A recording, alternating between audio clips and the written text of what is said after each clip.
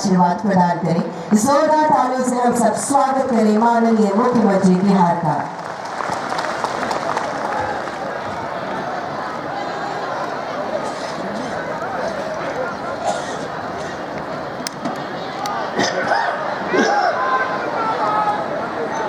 बिहार विधानसभा के माननीय अध्यक्ष और इस क्षेत्र के लोकप्रिय जनप्रिय विधायक श्री विजय कुमार चौधरी जी, समस्तीपुर जिले की प्रभारी मंत्री और राज्य की समाज कल्याण मंत्री श्रीमती कुमारी मंजू वर्मा जी, राज्य के भवन निर्माण मंत्री श्री महेश्वर हजारी जी,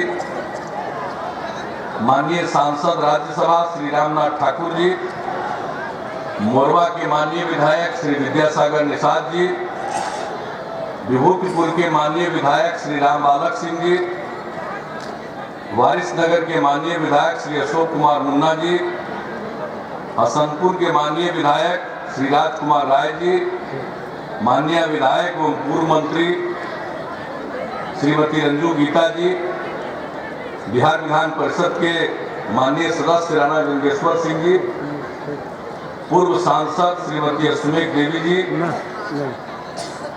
पूर्व मंत्री श्री राम लखन महतो जी, पूर्व विधायक श्री संत रामाश्रय ईश्वर जी,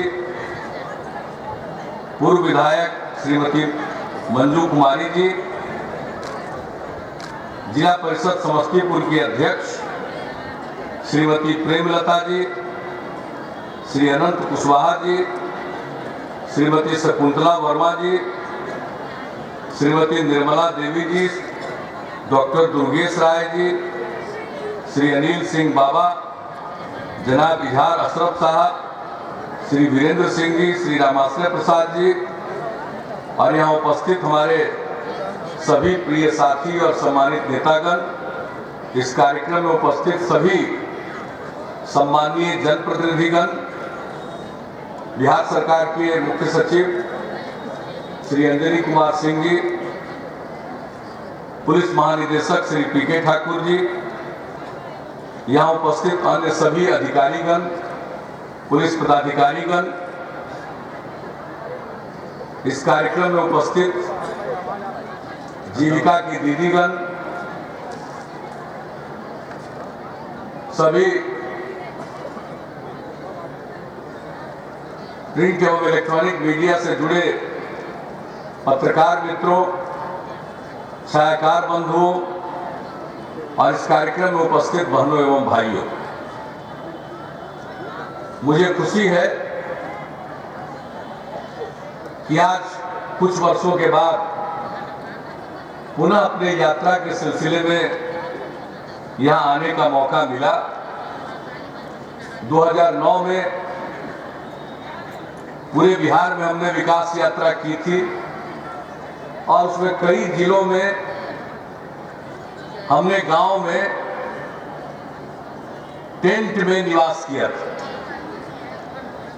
और मुझे याद है संभवतः 7 फरवरी 2009 को इसी स्थान पर रात में टेंट में रुके थे। हमारे साथ और भी मंत्रीगण थे, मुख्य सचिव, डीजीपी, सभी अधिकारीगण, सब लोग यही थे। हमको लगता है कि यही बीच में रात में हमारा टेंट था, वहां रुके थे। तो इस बार जब हमने तय किया कि विकास कार्यों की समीक्षा यात्रा पर निकलेंगे, तो हमने तय किया कि पहली यात्रा सरकार में रहते हुए हमने की थी विकास यात्रा। यूं तो कई यात्राएं हमने की, लेकिन सरकारी तौर पर पहली यात्रा विकास यात्रा थी और उसमें कुल मिलाकर लगभग 19 गांव में हमने रात्रि विश्राम किया था टेंट में रहकर। तो मेरे मन में विचार आया कि इस बार जो समीक्षा की यात्रा हम कर रहे हैं, तो क्यों नहीं उन सभी गांवों में जाएं और जो काम हो रहा है उसकी हम वहां समीक्षा करें। इसके पहले यात्रा के गांव का निर्धारण जिला प्रशासन के द्वारा किया जाता था, जहां मूल रूप से इन्होंने काम शुरू किया था, वहां पर ले जाते थे दिखलाने के लिए कि कौन सा काम किस प्रकार से हो रहा। लेकिन इस बार हमने कहा कि भाई उन गांव में तो जरूर चलेंगे, उसके अलावा और जहां कहीं भी जाना हो। तो मुझे खुशी है कि उसी सिलसिले में यहाँ आने का मौका मिला और हमारे विधानसभा के माननीय अध्यक्ष, हमारे बहुत ही पुराने मित्र विजय कुमार चौधरी जी हैं, जो हम लोगों के साथ निश्चय का ऐलान हुआ था, उस बाद उन्होंने एक बात मुझको कही थी और वो ये बात कही कि सब चीज तो बहुत अच्छा है, लेकिन जो गांव का कुछ टोला जो संपर्क विहीन है उसको जोड़ने का उपाय करना चाहिए। तो हम लोगों ने तय किया कि उसको भी जरूर हम इसमें जोड़ेंगे। इनका चुनाव तो पहले फेज में खत्म हो गया था, तो इनका चुनाव जब खत्म हुआ, इसके बाद निरंतर बाकी के फेज में विधानसभा के चुनाव में 7 चुनाव अभियान में थे। तो हमने उसके बाद से वहां इन बातों की चर्चा भी कर दी कि वैसे टोलों को भी जोड़ा जाएगा और इसके बाद सर्वेक्षण कराकर हम लोगों ने उसका भी एक कार्यक्रम बना लिया। अब बड़ी दिक्कत होती है, मुख्य गांव तो जुड़ा रहता है।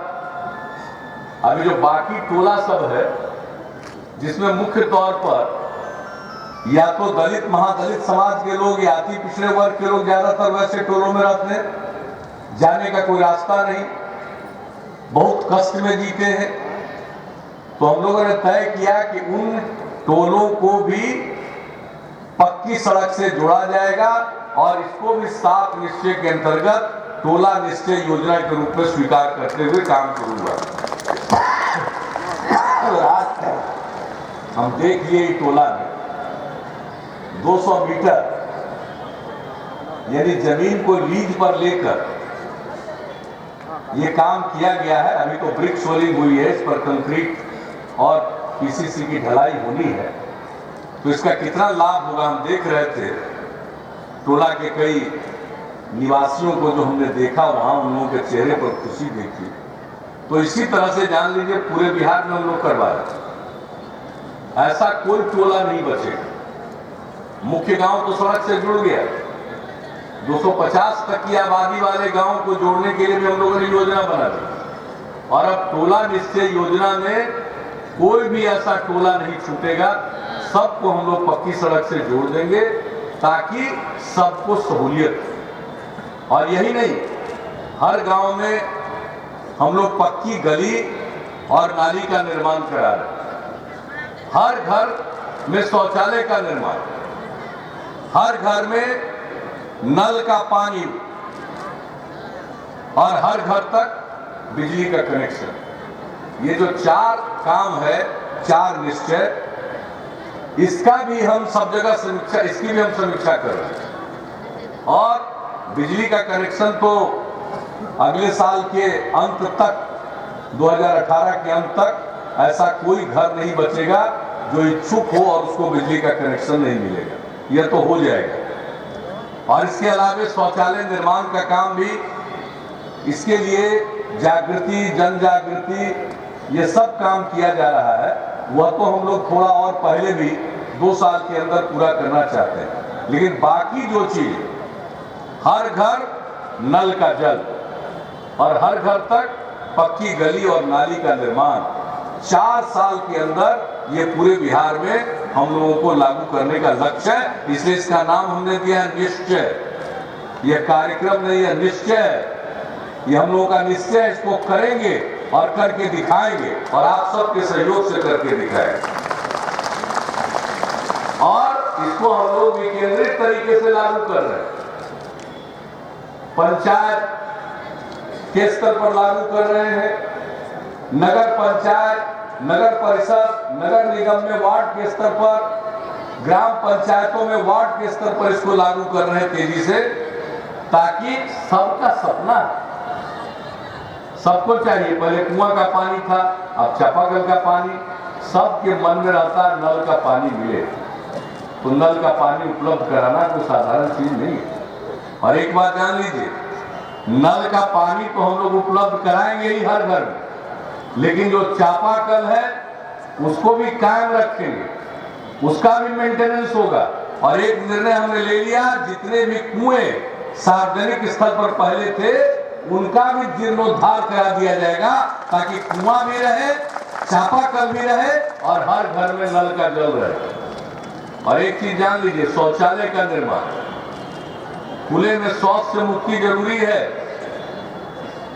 इस देश में लोहिया जी पहले जननेता थे, विचारक थे, जिन्होंने इस सवाल को उठाया था 50 के दशक में। और उन्होंने कहा था जो महिलाओं की हालत थी, सवेरा होने के पहले उनको शौच के लिए जाना पड़ता है, अंधेरा होने का इंतजार करना पड़ता है शाम में, और जिस तरह से महिलाओं को कष्ट होता और होता है जहां शौचालय नहीं बने, तो लोहिया जी ने 50 के दशक में कहा नेहरू जी को कि अगर महिलाओं के लिए पूरे देश में शौचालय का निर्माण हो जाए तो हम विरोध करना छोड़ देंगे। ये 50 के दशक में, बाद के बाकी। और गांधी जी तो इसकी प्रेरणा देते थे, खुद बताते रहते थे, खुरपी से जमीन थोड़ा कोड़ करके तब उसमें शौच करिए और फिर मिट्टी से भर दीजिए। लेकिन बहुत वर्षों से, दशकों से लोग कष्ट झेलते रहे, और अब ये कार्यक्रम हो गया है और राष्ट्रीय स्तर पर हो गया है, और हम लोगों ने बिहार में उसमें और अपनी तरफ से भी कुछ योगदान करते हुए जो अभियान चलाया है, उसका नाम है लोहिया स्वच्छ बिहार अभियान। और इस अभियान के अंतर्गत हर घर में शौचालय। और एक चीज जान लीजिए, आज जितनी बीमारी होती है 90% बीमारियों से छुटकारा मिल जाए अगर खुले में शौच से मुक्ति हो जाए और सबको पीने के लिए स्वच्छ पानी मिल जाए। ये दो काम से 90% बीमारी से छुटकारा मिल जाए। इसलिए हम लोगों के निश्चय के अंतर्गत हम लोग बीमारियों से भी छुटकारा दिलाना चाहते हैं। तो ये सब काम तो हो ही रहा है, और आज भी बहुत सारे विकास योजना का शिलान्यास हुआ है, उद्घाटन हुआ है। 116 योजनाओं का 270 करोड़ रुपए की लागत से 46 योजनाओं का उद्घाटन हुआ है। अब जो शिलान्यास हुआ है, हम डीएम साहब को कहेंगे कि नजर रखिएगा कि समय पर जो शिलान्यास जिन योजनाओं का करवाया है वो समय पर काम पूरा हो जाए, इस बात को जरूर देखिएगा। तो इसके लिए हम आप सब लोगों को बधाई देते हैं, शुभकामना देते हैं। तो ये सब काम तो हो ही रहा, सड़क का काम, पुल का काम, बड़े बड़े काम, ये सब चल रहे हैं और चलते रहेंगे। कृषि रोड मैप, और ये जो समस्तीपुर जिला है कृषि में के क्षेत्र में, ये तो पूरे बिहार के लिए आदर्श है। और बिहार के लिए नहीं, समस्तीपुर की मिट्टी में क्या दम है और समस्तीपुर के किसानों में क्या दम है, वो इसी से पता चलता है कि जब भारत आजाद भी नहीं हुआ था, सबसे पहले कृषि पर शोध के लिए जो संस्थान बना था वो इसी समस्तीपुर जिले में बना, जो आज पूछा कर रहा था। तो समस्तीपुर में तो कृषि के क्षेत्र में लोगों की जो जागृति है, और मैं विजय चौधरी जी को इस बात के लिए बहुत धन्यवाद देता हूं। ये जो खैनी का खेती चलता रहता है, तो वो तो उस समय हम लोगों ने 2014-15 में जो भी था मदद करना कर दिया। ये बात इन्होंने ठीक कहा, भाई ये सब बेकार है, ये सब का खेती बंद करिए, एक से एक चीज का खेती। और कृषि रोड मैप हम लोगों ने तीसरा बनाया, हर तरह की सहायता और मदद कृषि के क्षेत्र में हम लोग करते हैं। और हम लोगों का लक्ष्य है कि किसानों की आमदनी बढ़े, और हम लोगों का सपना है कि हम खेती में इतना तरक्की करें कि हर हिंदुस्तानी के थाल में बिहार का एक व्यंजन जरूर पहुंच जाए। और उसमें तो समस्तीपुर का बड़ा भारी योगदान। और सब्जी के क्षेत्र में, कौन क्षेत्र में समस्तीपुर का, जिस क्षेत्र में नाम लीजिए सब में हमको अव्वल दिखता है कृषि के क्षेत्र में। तो कृषि के क्षेत्र में भी तो सारा काम होगा।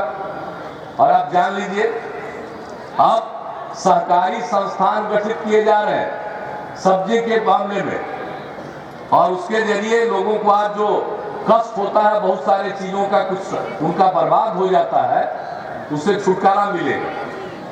अब सब्जी का सहकारी संस्थान सब बन रहा है, उसके नियम हम लोगों ने बना दिए, सब तरह की मदद हम लोग करने वाले। प्राथमिक सहयोग समिति बनेगी, फिर 2-3 जिला को मिला करके संघ बनेगा और पूरे बिहार में एक फेडरेशन बनेगा। इस पर काम शुरू हो गया। और इसके साथ साथ हम लोग जैविक खेती को बढ़ावा दे रहे हैं और सब्जी की खेती में जैविक खेती को बढ़ावा देने के लिए हम लोगों ने तो इनपुट सब्सिडी देने का भी निर्णय कर लिया है। तो ये सारा काम हो रहा है। तो कृषि के क्षेत्र का काम, आधारभूत संरचना के निर्माण का काम, शिक्षा के क्षेत्र का काम, स्वास्थ्य के क्षेत्र का काम हो, ये सब काम चलता रहेगा। और अब तो उद्योग के क्षेत्र में भी देख रहे हैं, पहले की तुलना में अब निवेश करने की प्रवृत्ति बढ़ रही है। तो हर क्षेत्र में सब कुछ हो रहा है। युवाओं को आगे बढ़ाने के लिए स्टूडेंट क्रेडिट कार्ड की योजना और उसके अलावा इस निश्चय के अंतर्गत हर जिले में इंजीनियरिंग कॉलेज और पॉलिटेक्निक संस्थान, हर सब डिवीजन में ANM, जिले में GNM संस्थान, महिला पॉलिटेक्निक, ये सारी चीजों का, महिला ITI, ये सब का हम लोगों ने निर्णय किया हुआ। ये सब काम चलता रहेगा। लेकिन हम एक बात जरूर कहें, हर घर में बुनियादी सुविधाएं भी हम लोग उपलब्ध कराएंगे। तो विकास के क्षेत्र में काम चल रहा है और पूरी मुस्तैदी से चलेगा।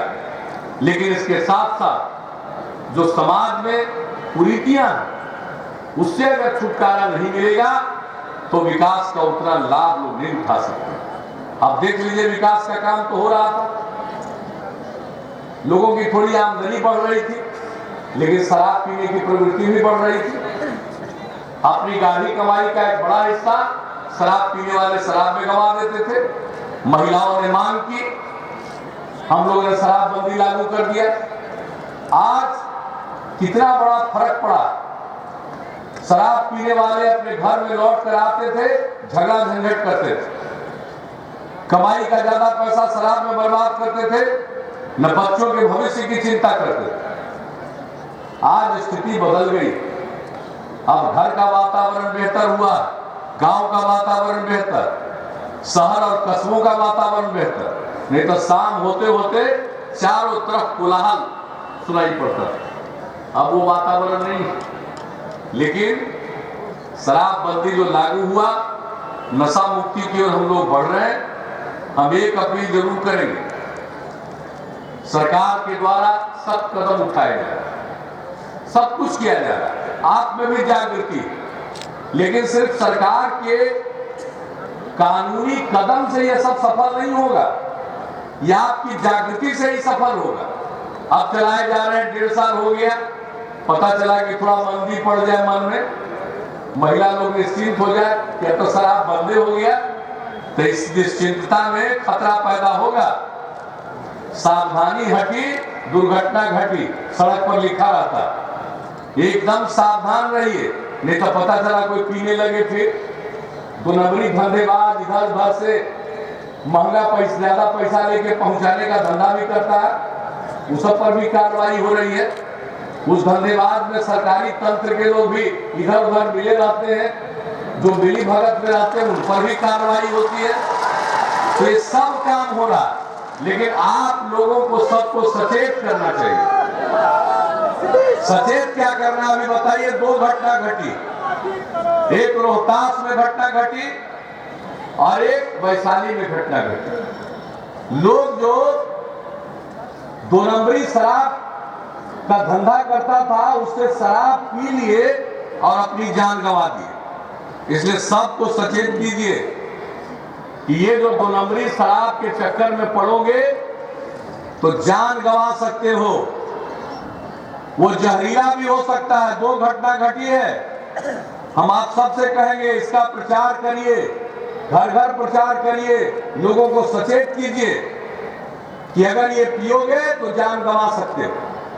क्या वो आदमी तो सब तरह का होता है, अच्छा आदमी भी होता है, गड़बड़ आदमी भी होता है, ठीक सोच वाला भी होता है, विकृत सोच वाला भी होता है। ये तो कुदरती चीज है। लेकिन हम लोगों का काम है प्रयास करना, लोगों का मन बदलना, तो ये बहुत हद तक कामयाबी मिली। लेकिन निरंतर सजग रहिएगा तब ये पूरे तौर पर कामयाब होगा। इसलिए हम आप सबसे अपील यही करेंगे कि 1 मिनट के लिए भी सावधानी मत छोड़िए। और आप जान रहे हैं हर गांव में बिजली उपलब्ध कराया जा रहा है, हर घर में बिजली का कनेक्शन जैसा हमने कहा अगले साल तक मिल जाएगा। तो बिजली देने के लिए गांव में ट्रांसफार्मर लगता है। ट्रांसफार्मर के खंभा पर टेलीफोन नंबर लिखा रहेगा कि अगर कोई शराब का धंधा करे तो उस टेलीफोन पर फोन करके बता दीजिए। अब फोन का तो कमी है नहीं, 12 करोड़ का आबादी है, 6.5 करोड़ से ज्यादा मोबाइल है बिहार में।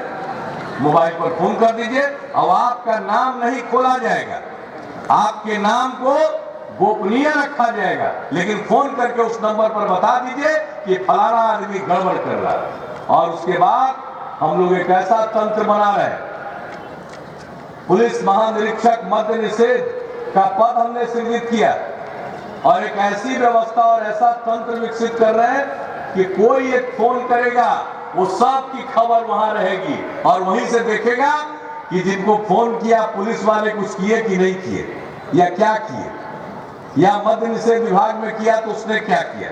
ये सब हम लोग और सख्ती बरतेंगे। लेकिन अब आपका दायित्व है, फर्ज है कि इसमें निरंतर सजग रहिए। नहीं तो बहुत आदमी कहने लगेगा 2 नंबरी धंधा वाला। और खास करके बताइए, मुझको तो कभी कभी आश्चर्य होता है, कल हमारे साथ मानव श्रृंखला में हाथ डाल करके खड़े हुए, अब आजकल देख रहे शराबबंदी के खिलाफ बयान दे देते हैं। अरे साहब, शराबबंदी समाज सुधार की दशा में और सामाजिक परिवर्तन की बुनियाद रखी गई है, इसमें कोई समझौता नहीं हो सकता। और आज वही नहीं टिके, रुके, उसके आगे सामाजिक कुरीतियों को दूर करने के लिए हम लोगों ने संकल्प लिया और बाल विवाह और दहेज प्रथा के खिलाफ सशक्त अभियान चला है। और ये इसका नुकसान जितना समाज को हो रहा है, हमसे ज्यादा आप लोग जानते हैं। इससे छुटकारा पाइए। बाल विवाह लोग इसलिए कर देता है कि डर लगता है दहेज कहां से देंगे, इसलिए बाल विवाह और दहेज दोनों जुड़ा हुआ, दहेज प्रथा दोनों कुरीति, दोनों के खिलाफ कानून है। सिर्फ कानून से नहीं होगा, इसके लिए जागृति की जरूरत है। और मैं एक ही अपील करूंगा कि जिस दिन आप लोग मन बना लीजिएगा कि जो परिवार दहेज लेगा उसके शादी में हम नहीं जाएंगे, सिर्फ एक संकल्प ले लीजिए, इस बार देखिए कैसे दहेज प्रथा खत्म हो जाता है। क्योंकि जब किसी के घर में शादी है और उसके घर में लोग नहीं आया तो सबको मालूम हो जाएगा कि लगता है दहेज दिया है, तो अलग थलग पड़ जाएगा, उसका भंडाफोड़ हो जाएगा। तो वैसी स्थिति में अगर यही सिर्फ मन बनाइएगा, देखिए मिलावटी आचरण से कुछ नहीं होता, मन बनाना पड़ेगा। अब ऐसा नहीं कि मेरे रिश्तेदार के यहाँ है, क्या करें रिश्तेदार है, हमारा बेटा के ब्याह में आया था, हम कैसे नहीं जाएं। अगर यही मन में रहेगा तो कुछ नहीं होगा। लेकिन जिस दिन आप मन बनाइएगा कि अगर कोई दहेज लेगा उसके शादी में नहीं जाएंगे, तो फिर देख लीजिए कैसे दहेज प्रथा खत्म हो। और हम तो तय कर लिए, पहले तो जो न्योता देता था हम चले जाते, अब हम कह दिए हैं कि शादी के कार्ड पर लिख दीजिए कि दहेज नहीं लिया गया है और तब ये शादी कर रहे, तब जाएंगे। अब बिना दहेज वाले को शुभकामना देने के लिए हम जा रहे हैं। तो आप सब ये मन बना लीजिएगा और इसके पक्ष में वातावरण बनाने के लिए फिर मानव श्रृंखला बन रही है। आज है दिसंबर महीने का 16 तारीख, जनवरी महीने के 21 तारीख, यानी लगभग 35 दिन के बाद, 35 दिन के बाद मानव श्रृंखला बनेगी। रविवार का दिन है। जैसे इस साल 21 जनवरी को मानव श्रृंखला में शराबबंदी और नशा मुक्ति के लिए खड़े हुए थे, मैं आप सबको बधाई देता हूं। उसी तरह से और ज्यादा मजबूती से। इस बार 21 जनवरी को, अगले 21 जनवरी को इतवार का दिन है, उसमें शामिल होइए। और जब फिर करोड़ों लोग शामिल होंगे मानव श्रृंखला में, तो पूरे समाज में, पूरे देश में संदेश जाएगा कि बिहार के लोगों ने मन बना लिया है कि बाल विवाह और दहेज प्रथा से मुक्ति पाकर दम देंगे। ये अपने आप में बहुत बड़ी चीज है। तो विकास का काम तो होता रहेगा। प्रेम का भाव, सद्भावना का भाव, एकजुटता का भाव होना चाहिए। समाज में सांप्रदायिक सद्भाव रहे, सामाजिक सौहार्द रहे, और उसके साथ इन कुरीतियों के खिलाफ अभियान चले। हम जो सांप्रदायिक सद्भावना की बात करते हैं, हर धर्म में शराब पीने से मना किया जाता है। शराब पीना गलत माना जाता है। हिंदू हो, मुस्लिम हो, हर धर्म में। और उसी तरह से दहेज के खिलाफ है। तो अगर सांप्रदायिक सद्भावना के बारे में जुबान चलाकर कुछ लोग भाषण देते रहते हैं, उससे सामाजिक सद्भाव नहीं कायम होता, आचरण से होता है। सबसे बड़ा प्रतीक सांप्रदायिक सद्भावना का है शराबबंदी, नशा मुक्ति और दहेज प्रथा के खिलाफ मन बनाना। तो आइए हम सब संकल्प लें कि बाल विवाह और दहेज प्रथा के खिलाफ कदम उठाएंगे, अपने परिवार की शादी में दहेज नहीं लेंगे और अपने परिवार में बाल विवाह की इजाजत नहीं देंगे। ये अगर संकल्प ले लीजिएगा तो बहुत बड़ी बात होगी। और इसी को प्रकट करने के लिए 21 जनवरी को मानव श्रृंखला में शामिल होइएगा। तो सब लोग मानव श्रृंखला में शामिल होइएगा कि नहीं? शामिल होइएगा तो हाथ उठा के बताइए कि शामिल होंगे। चलिए, बहुत धन्यवाद सब लोग। आप देख लीजिए, सामने सूर्य भगवान हाथ उठाए हैं और ऊपर से देख रहे हैं। ये पूरा जो सृष्टि है उन्हीं पर निर्भर है, सूर्य पर। आप सामने हाथ उठा के संकल्प ले लिए, इसलिए छोड़िएगा नहीं। अगर तबीयत खराब हो जाए तो बात दूसरी, और भगवान न करे किसी की तबीयत खराब, लेकिन आप उठा लिया है, हर हालत में उसमें शामिल होइएगा। तो और एक चीज मुझको बड़ा अच्छा लगा है भाई, ये मंच पर आए तो अवकाश प्राप्त प्रधानाध्यापक राजकुमार राय राजेश जी हैं, जो जितवारपुर के निवासी हैं। हम बराबर पूछते हैं, वे गांधी जी को बता के गए, ये जो धरती है आपको जरूरत को पूरा करने में सक्षम, लेकिन लालच को पूरा करने में सक्षम नहीं। इसलिए जरूरत पर ध्यान दीजिए, लालच के चक्कर में मत पड़िए। बहुत लोग 2 नंबरी कमाई करके धन इकट्ठा करता है। हम कहते हैं कि अरे भाई कहां ले जाइएगा, कहां ले जाइएगा?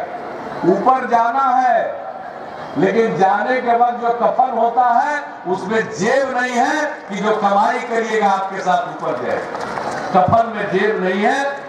तो मैं राजकुमार राय जी को बधाई देता हूं। इन्होंने कविता लिखी और मुझको भेज दिया है, कफन में कोई जेब न होता। विशेष विषय पर कविता की रचना की है, मैं उनको बधाई देता हूं।